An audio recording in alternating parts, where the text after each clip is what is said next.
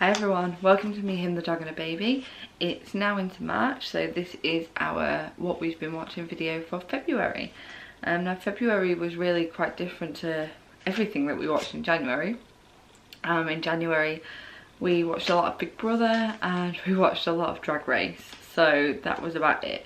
But February I've managed to watch quite a lot of different things and started some different series as well. First up though, we have been watching Drag Race All Stars 3, which is I think by far my favourite series of them all so far.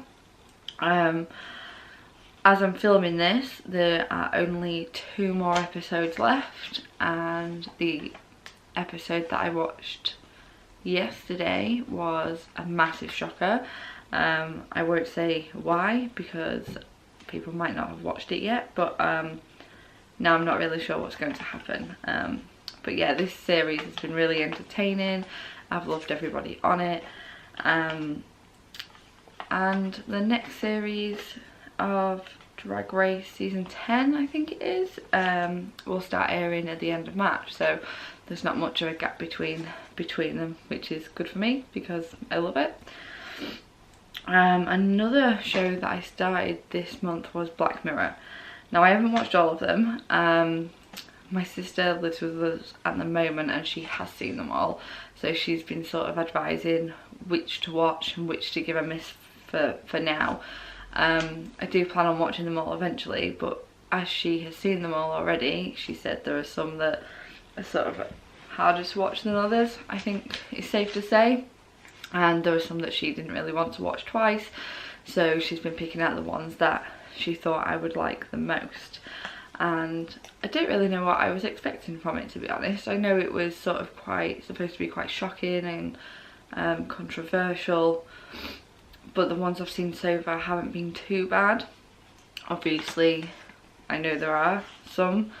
One of my favourites so far though was the haunted house episode, just because I love anything like that, and it didn't really go in the direction that I thought it was going to, so it was a bit of a surprise. But then I think most of the episodes that I've seen so far have been somewhat surprising.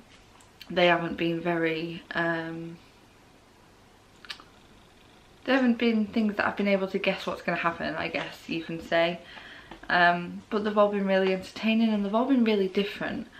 I think the 3 Christmas episode as well was one of my favourites because that was really different. And mainly at the moment, most of the ones that I've seen, I don't know whether this carries on or not, but most of the ones that I've seen are all to do with sort of technology in the future, so it's quite a scary thing to see what somebody thinks that's going to be like. So yeah, we've still got quite a bit of Black Mirror to watch, but I think that'll just be something, luckily, because all of the episodes are standalone, you can pick that up as and when you want to, and you don't need to watch it all in a particular order. So next up we started The Good Doctor in February. Now this was a bit of a strange one because we were sort of at a point where we weren't sure what we wanted to watch next, and this had only had 13 episodes aired, so we thought there isn't that much to catch up on.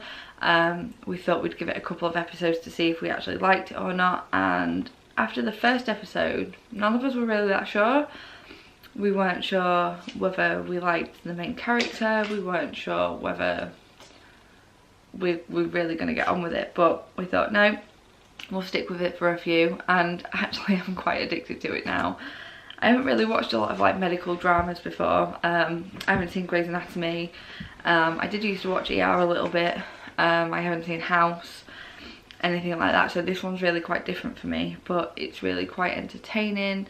I think each episode's really interesting because of like the cases and the medical issues that come up. It's really quite different from what I was expecting, but it's also funny at the same time.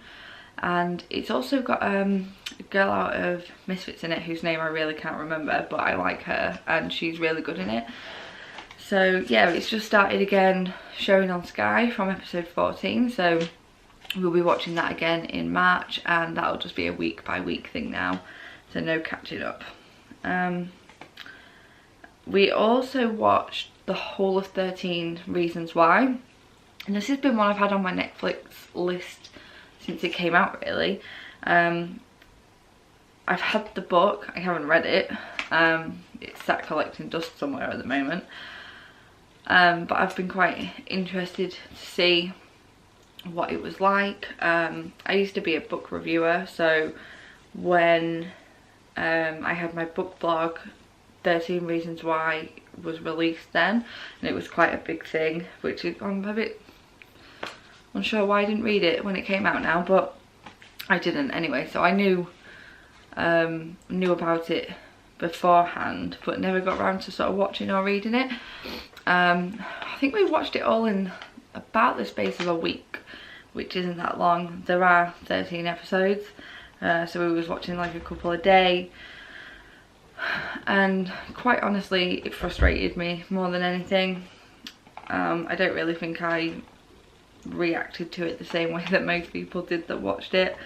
Everybody that I know that's watched it have said like how sad it is and things like that, and it was sad. Like the last couple of episodes were really sad, but I found myself getting more and more frustrated each episode with each of the other characters. They all just seem to be idiots for the most part, for lack of a better way of explaining it, and certain things made me find it hard to like connect with the characters. It made me find it quite hard to feel sorry for any of them or to really care what happened to them.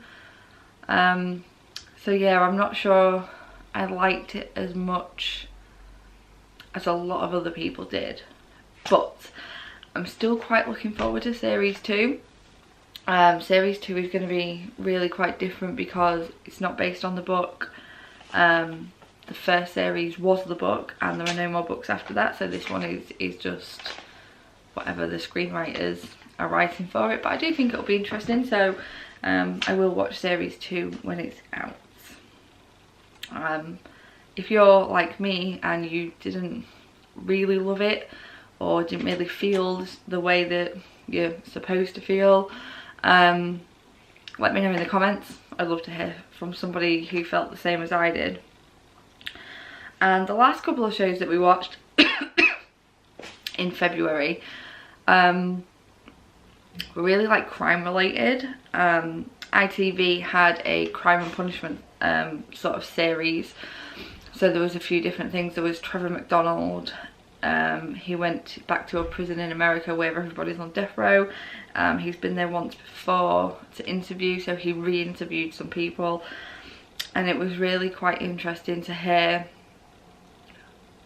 not only why they were on death row, but that some of them might have it overturned. Some of them have spent like their whole life so far in prison. There was one guy who did something when he was about 13. He got his trial, he got tried as an adult, so he got sentenced to death row as a teenager, and he's sort of, I think, 40ish now, so literally he has grown up in this prison, and so it's really interesting to watch.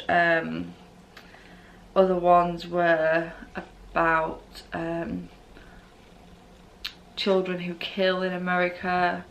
There was a couple of different ones, but they was all really different and really interesting. And I think the reason why I like watching things like this is it's so far away from normal everyday life, and it's so far away from anything that I'll ever hopefully probably know. And so I just like sort of getting an insight into why people do things and what goes through people's heads. And some of the ones, like the one with Trevor McDonald where he was interviewing the people on death row, some of them were still really adamant that they didn't do what they did, but some of them were also just like, yeah, I've done it, I'm proud, and if I got out I'd do it again straight away. And so you sort of, it really makes you think like what it goes through people's heads. It's quite baffling. And staying on the sort of the crime thing, finally got around to watching American Crime Story, the O.J. Simpson trial. Now, the people who make American Crime Story are the same people that made Glee and Nip Tuck and American Horror Story, and I love them. I don't think there's been one show by these guys that I've watched that I haven't liked. So it's been quite up on my list of things to watch for a while now, but I didn't really realise it was on Netflix. So I watched this over a space of a couple of days. Sort of, John had gone to bed early a few nights, and so I binge watched it for a while. And the cast was amazing.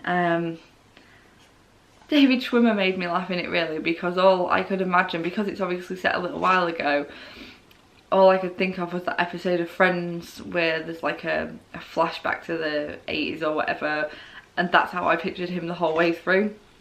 So it's quite hard to take somebody out of a role that you know them really well for. But Cuba Gooding Jr. was fantastic as O.J. Simpson. I think overall it was a really addictive series, and the original trial, it was before I sort of really paid attention to anything like that. So while I sort of knew a bit about the story overall, I didn't actually really know the outcome. I didn't know what had happened, anything like that. So for me it was like watching it and learning about it for the first time, and not knowing anything, which is a good way to go into it, really, I think. This month on BBC Two, the new American Crime Story is on, and that's in March, and that is the assassination of Gianni Versace. So I'll be watching that this month. So yeah, it's been quite a varied month for February, and like I said, compared to January, we've watched a lot more, and a lot more different things. Always looking for new things to watch, new series to try. If you can think of anything based on what we've watched this month that you think we might like, let me know in the comments. I'd love to know. Also, if you've watched anything that we watched this month, let me know what you thought of it too. Thanks for watching. Bye.